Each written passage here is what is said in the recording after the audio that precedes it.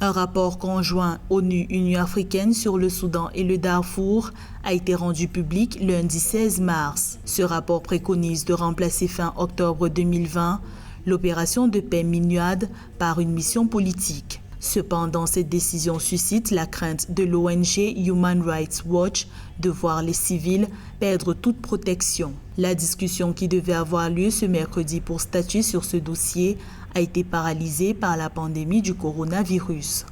Au total, 7800 casques bleus qui assurent l'instauration de la sécurité intérieure et la protection de la population civile vont se retirer graduellement. La protection des civils est une responsabilité qui incombe au Soudan. Le mécanisme successeur de la MINUAD pourrait fournir aux autorités un soutien consultatif, mais si un mandat de protection physique des civils lui était demandé, cela nécessiterait un déploiement très large, proportionnel à la taille de la zone d'opération. En réalité, le Conseil de sécurité avait prolongé à l'unanimité sa mission d'une année avec des effectifs inchangés jusqu'à fin mars 2020, à la dernière échéance annuelle du mandat de la MINUAD, à la date du 31 octobre 2019. Le rapport de l'ONU et de l'Union africaine souligne qu'au Darfour, la violence armée entre groupes rebelles a reculé, mais les causes profondes du conflit demeurent, ce qui exacerbe les tensions intercommunautaires.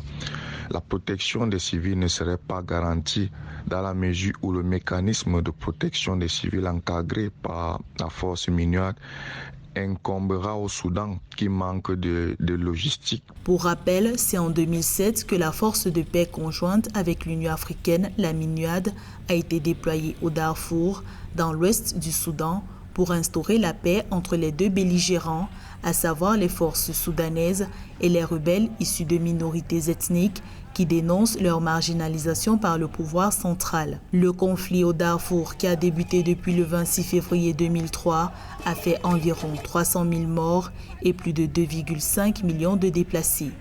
Cette force spéciale a compté jusqu'à 16 000 casques bleus.